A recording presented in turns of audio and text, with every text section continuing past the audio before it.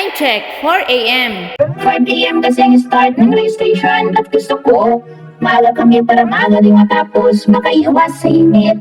Nag-avail kaming lahat sa medical mission na handog ng aming simbahan in coordination with Commission on Service to Human Promotion.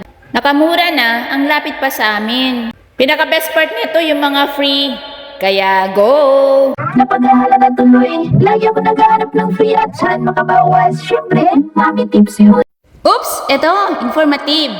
Basahin nyo. Dito natin malalaman kung kailan tayo magpa-pap smear. Uy! Teka lang. Para lang to sa babae, hindi para sa lalaki. Eto yung mobile x-ray. Nakapark lamang sa gilid ng simbahan. Eto na pinakagusto kong free. Nakasama sa package.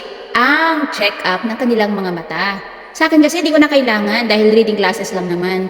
Pero yung mga anak, kailangan dahil alam na natin, mga exposed na sila talaga sa screen. Kaya yun. Dito, kay the first, dito natagalan. Kay anak ko, wala pang isang taon na pag-alaman na naman, tumaas ng 50 ang kanyang grado. So ayun na nga, bye-bye 1,500 na naman.